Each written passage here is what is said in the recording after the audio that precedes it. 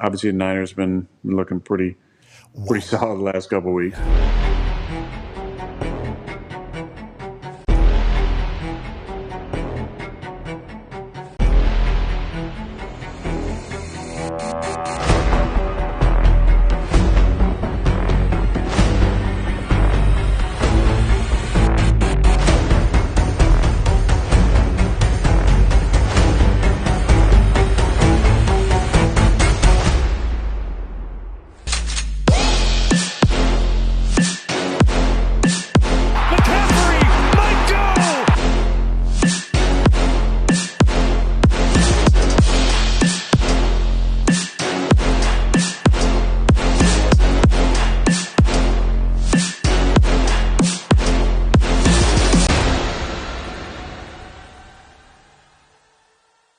Absolute domination. The boys look good. Quick recap. 49ers, Seahawks. Let's get after it, yo.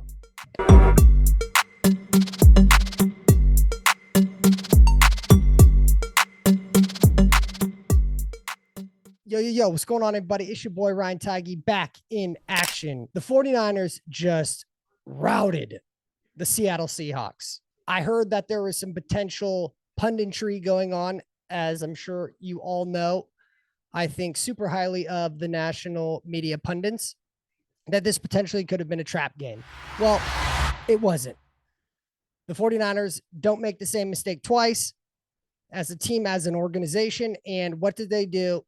They came out and absolutely destroyed the Seattle Seahawks. Brock Purdy, I'm going to have to double check this, but he may have had his highest passing game in his relatively infant career. 368 yards. He was throwing bombs all over the field, and it looked good. His average yards per reception was 13.6 yards, which is absolutely unbelievable. 2 TDs, 1 interception. That interception was not Brock Purdy's fault. Him and Brandon Aiyuk were not on the same page. Regardless, that happens in football, as long as it didn't let us change the outcome of the game, which it absolutely did not. I believe that is the 5th straight victory for Brock Purdy going up against the Seattle Seahawks.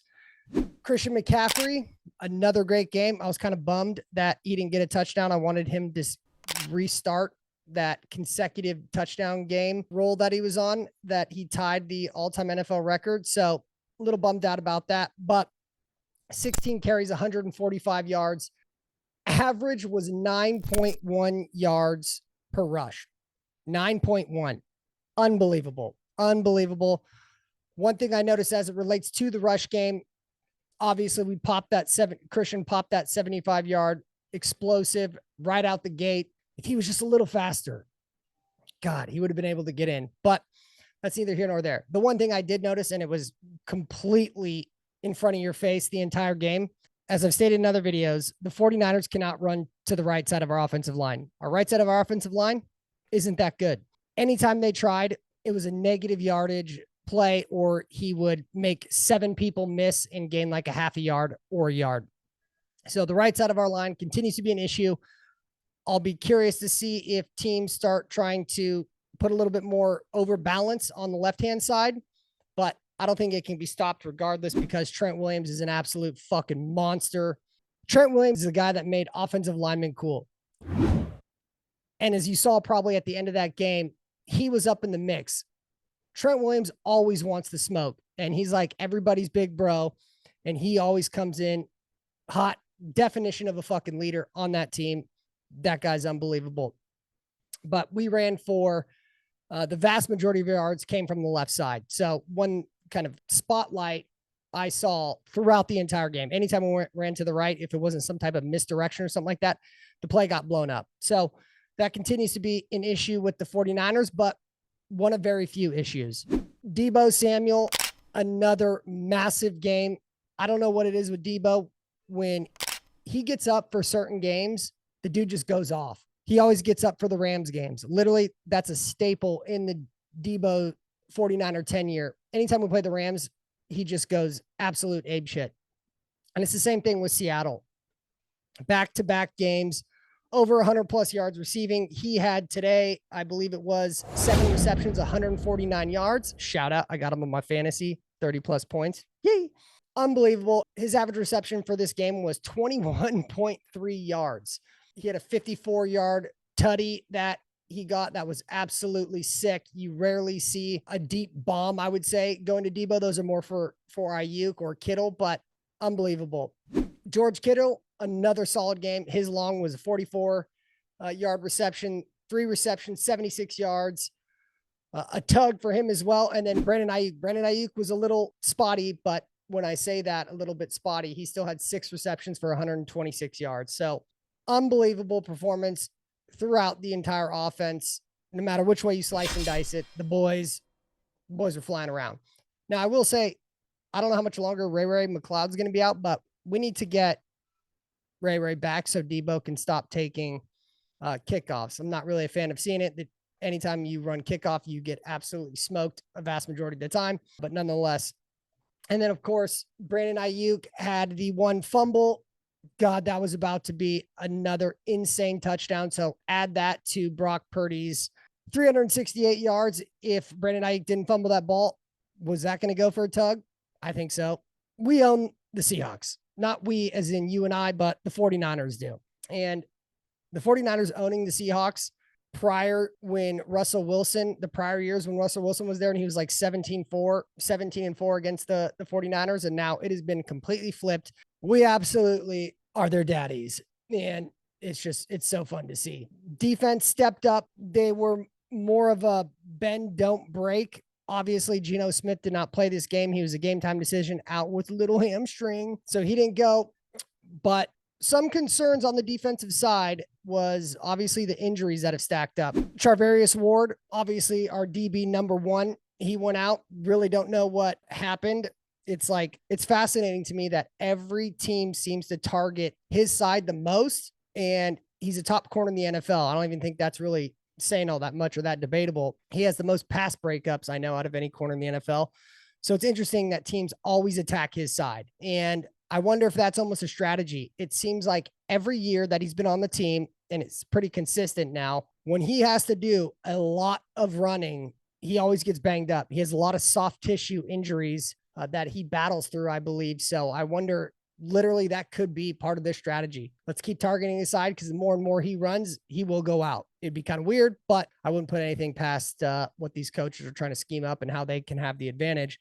And today, if that was a strategy, tip of the cap to them because he went out and did not return. So we had Demo. I fucking love Demo. He is so good. He is literally a hyena out there. The confidence he plays with, unbelievable. He truly looks at himself as a top corner in the NFL, and you can see it in the way he plays. Then, of course, following Charvarius Ward's injury, we had Greenlaw go out for a little bit, and then he came back in. Thank God. We need Greenlaw in there. That guy is definitely the tone setter on the defense. And then the last part was kind of towards the end, and I am concerned about it, was Javon Hargrave. He has been absolute Teflon this whole year, been playing a shit ton of snaps and have had no issues. The dude's been dominant, and he went out towards the end of the game. And then, of course, we went into this game without Eric Armstead battling with his injury. So as you've probably heard through my last video, yes, injuries matter,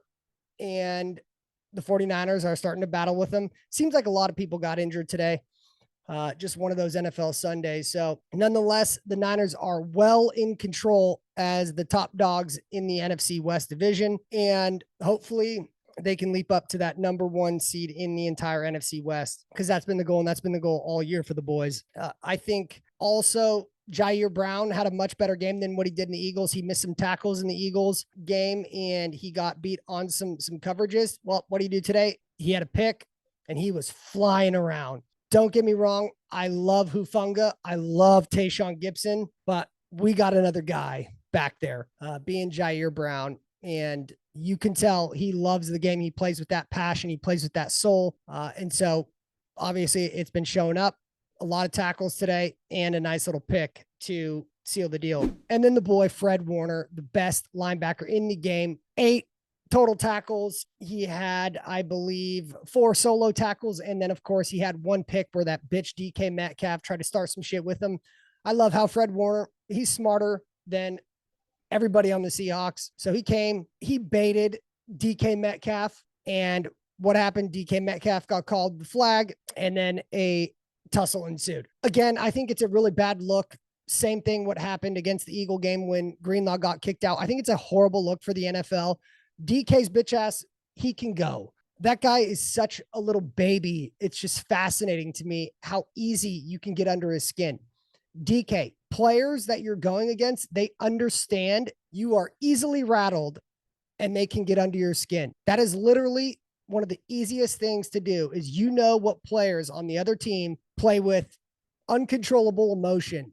And so what do? You just relentless at them all game, whether it's little shit talk, little pushes as you get up from the pile, little pushes as you're done with the route, blocking when the play's going the opposite side. Those players are just, they're so easy to target. And DK Metcalf, I'm fine with him getting ejected.